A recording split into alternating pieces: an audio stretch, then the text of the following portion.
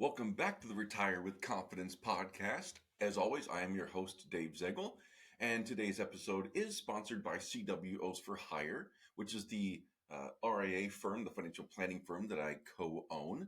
We focus on retirement planning, and we will be bringing on new clients again in April. So we've paused that for now because we're in the middle of our crazy tax and client planning season. But if you are looking for some help, you're still welcome to get on our calendar, make a mental note that we will be able to help you a little bit more in a couple of months once we start bringing on clients again in the April timeframe. For these next couple episodes, we want to talk specifically about life insurance planning for retirement. So we have 3 episodes planned. This first one, we're going to go through the different types of life insurance policies, at least the most common ones, at a high level. We'll get into some detail, but we want to talk about this because it's not often a focus in retirement planning. We think about this being something that younger people need.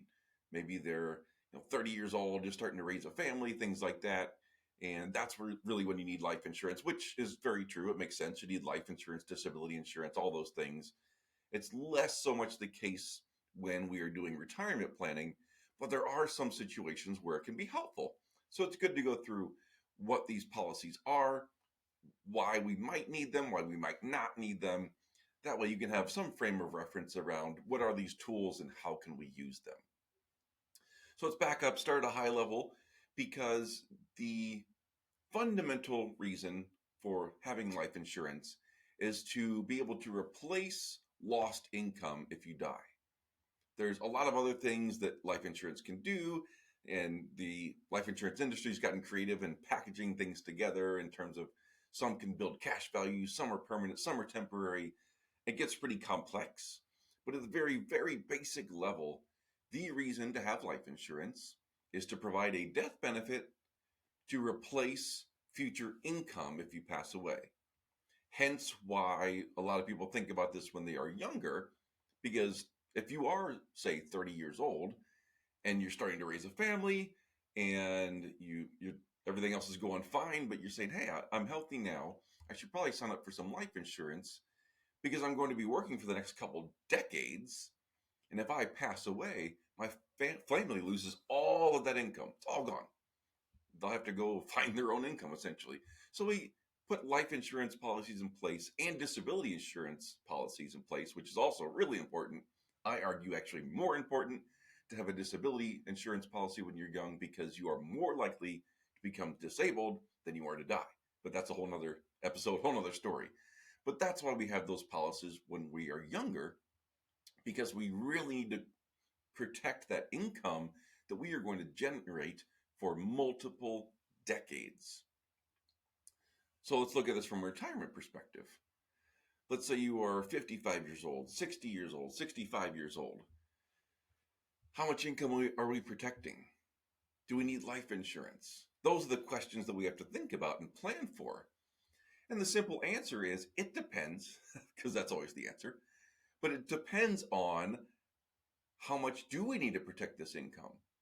Are you in a situation where if you passed away, your spouse, your dependents, whoever needs that income, would they be okay or not? Do we still have some years that we need to protect? Or are you at a place where you could retire right now and be just fine? That's the evaluation in terms of protecting income that we need to make. So if you are in a place where, let's say, for example, you are 60 years old and you're still working, but you don't necessarily have to work from an income perspective. If you're retired now, you're in great shape, you'd be fine. If that's the case, you probably don't need life insurance. We'll talk about some situations where it might make sense. But if you are set for retirement and you don't really need to protect income anymore, it might not make sense to have a life insurance policy. Again, we'll talk about some scenarios where it will. If, on the other hand, let's say you're 55 or 50 and you're looking towards retirement and you still have 5 years or 10 years or 15 years until you retire, well, then absolutely you have a long time and a lot of income that you need to protect. We need to make sure that those life insurance policies are still in place for you. That way we can bridge that gap for your family between when you would die if you happen to die younger than expected and when you were expecting to retire. So just keeping that as a frame of reference that we are really using life insurance first and foremost as a tool to replace lost income. So we're going to talk about the different types of life insurance policies, and then in the second episode, we're going to talk about how we use them in retirement. And the third episode, we will talk about how we use them for estate planning to help from a tax perspective. So we're going to go through this in three parts, and we'll cover a lot of information. But first, let's start with different types of life insurance policies, because some are temporary, some are permanent, and some kind of have a little bit of a hybrid to them. And this is intended to be more of a high level, even though we'll go into some detail. There's all sorts of varieties of different writers, different features and functions within the types of policies that we're going to talk about. But at least you'll have an understanding of what these policies are and a little bit about how we like to use them or not use them when we're all done with this series. So first and foremost is term insurance. So you'll hear about term life insurance quite often. And the way this works is you pay generally a set premium, or at least a relatively low premium for for life insurance coverage for a set period of time. So it could be a 10-year term, it could be a 20-year term, it could be a 30-year term, it could be a 15-year term. They're all going to have different terms that are available. Obviously, the longer term you have, the more expensive the premium is going to be, because that policy is going to carry you into older ages where your likelihood of dying is higher. Now, most of these policies expire completely worthless. You pay the premiums, but you never die or the term runs out in that term period. Hence why the premium is a lot lower, because the insurance company knows that they don't always have to pay out the benefits on these things, because the term will end without you passing away. They keep the premium, but the whole idea is that in the entire pool of people who are buying this term insurance coverage, the insurance company has a pretty good idea of what the profit margin on that is going to be for their company. It's not as high as many people think, honestly. They still do make money, but it's not like they're just running an easy business. They have to make a profit, so they're going to make that profit. And they know that amongst this group of people, they have pretty good calculations on the odds of who is going to pass away, or at least not necessarily who, but how many people are going to pass away, what benefits they're going to have to pay out versus the premiums that they're going to collect during that term. So term insurance, just to summarize, is you pay a set premium. Usually there are some policies where it can increase in premium each year, but you know that in advance. It's not a surprise. But you're going to have a set premium, often a lower premium than a permanent policy, but the term is established at the beginning of the policy and it will end at some point. Now, to be clear, let's say you have a 20-year term, most policies will continue after 20 years, but it gets extremely expensive to the point where in almost all cases, you don't keep the coverage after that 20th year. They're happy to still provide you the coverage, but you're going to pay quite a bit for it. It is really meant to be use it or lose it in that term of the initial policy. On the other side is what's called a whole life insurance policy. Those are permanent. So they do not expire as long as you are still paying your premiums. So no matter how sick you get or what happens, that death benefit is going to pay out at some point as long as you keep paying the premiums. Now, the premium payment can be structured a little bit differently. So you can have some that will get paid out to age 100.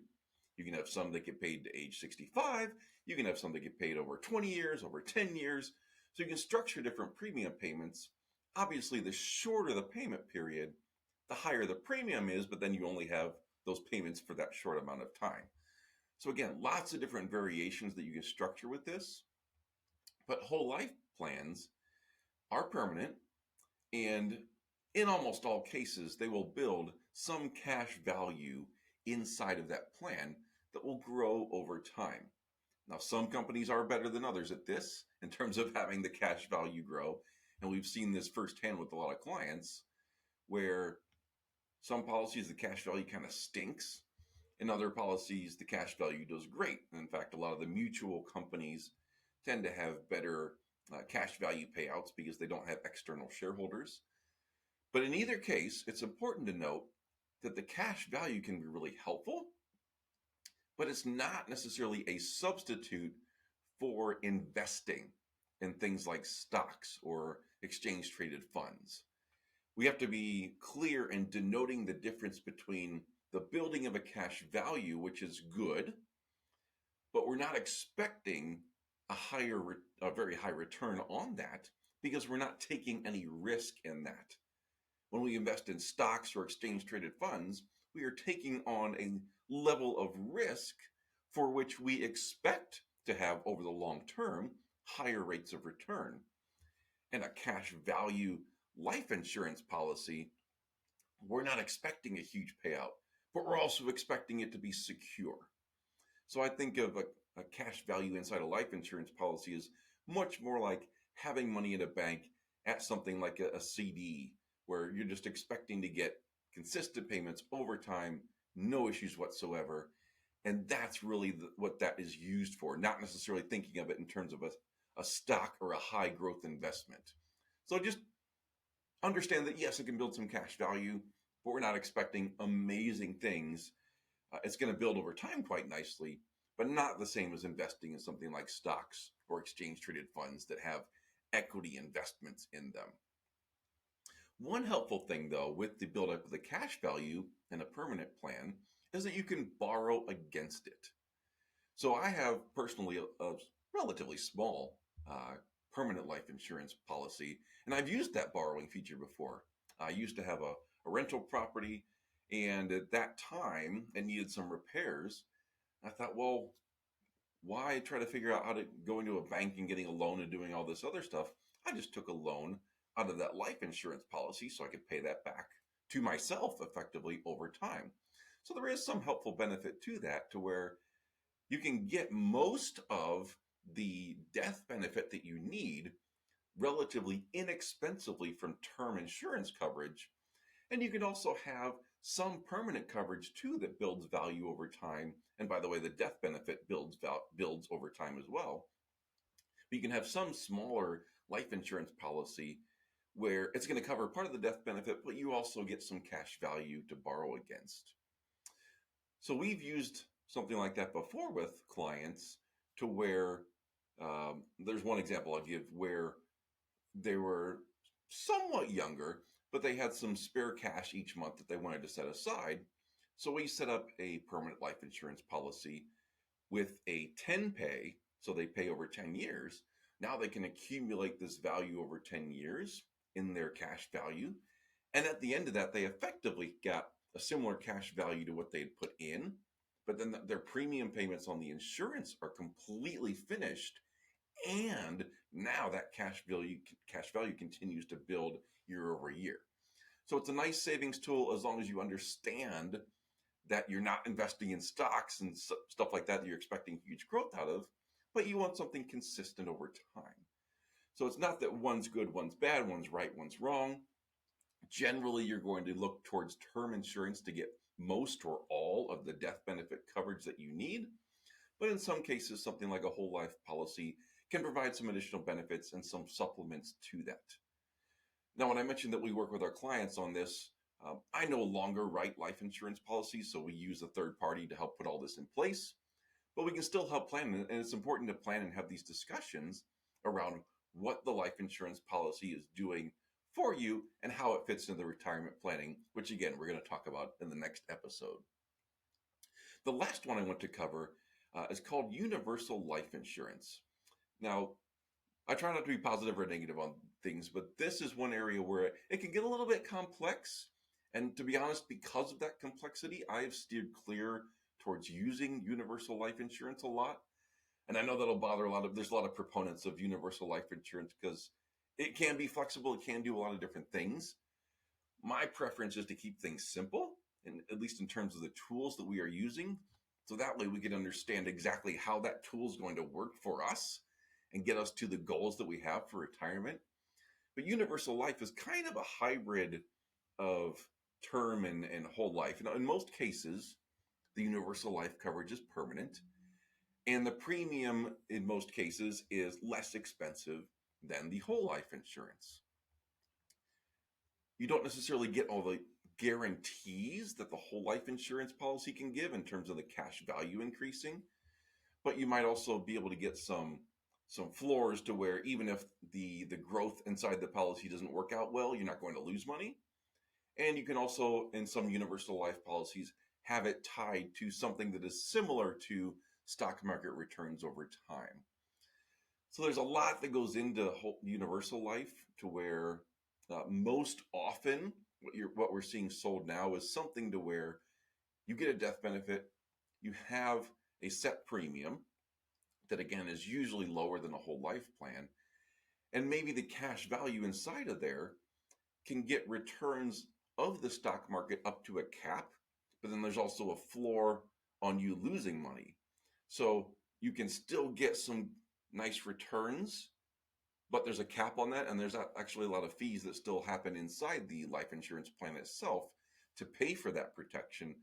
So there's just some trade-offs to be aware of, and like again, it can get kind of complex. And I think one of the reasons I'm a little bit down on things like universal life because of the complexity is I really have yet to have somebody come into us looking for financial planning help that has a universal life policy that actually understands how it works.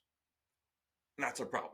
If it's so complex that nobody's quite sure exactly how this thing's going to work out, it's really tough to plan around. Now, somebody might say, well, heck, you use stocks, you use exchange traded funds. We don't know how that's going to work out either, which is true, but we know what our intent with that is. And there's not a whole lot of complexity. It either goes up or it doesn't. There's not a whole lot of extra fees involved with owning a stock and trying to figure out, is that going to eat into the returns, or how's this going to play out over time? We just can look at stocks long term and say, hey, based on this history, we think it's going to fall in this range long term in terms of the returns we get, and we're planning on that growth over time. That simple. No need to get any more complex. With these universal life insurance plans, it's kind of vague in terms of how this winds up working. But again, I try not to be too negative on it. I'm sure they have very good uses. It just gets really complex. But I want to bring that to you so that way you understand that it is an option and it may be something worth evaluating for your particular situation. It's not that it's bad in all situations and should be avoided. It should absolutely be evaluated for, is this something that can be used as a tool in my particular situation? Just be mindful of the complexity and understand that there are other options out there for insurance coverage in terms of term insurance, which again, for most people will cover most of the death benefit needed. And then there's whole life insurance, which is generally the more expensive premium, but it is permanent, and both the death benefit and cash value build very safely over time, especially in some of the better companies, a lot of the bigger mutual companies that offer the whole life insurance. They get some really good growth over time, and they have 150 plus years of history consistently to illustrate that. So with all that being said, those are the three main types of policies that you will see. And keep it simple. Don't try to get too complex. If it gets too complex, try to simplify it down. We have to remember that number one priority of life insurance is to replace potential lost income in case we die. Everything else is a nice to have and can be evaluated in terms of how it fits inside of your plan and gets you to your goals.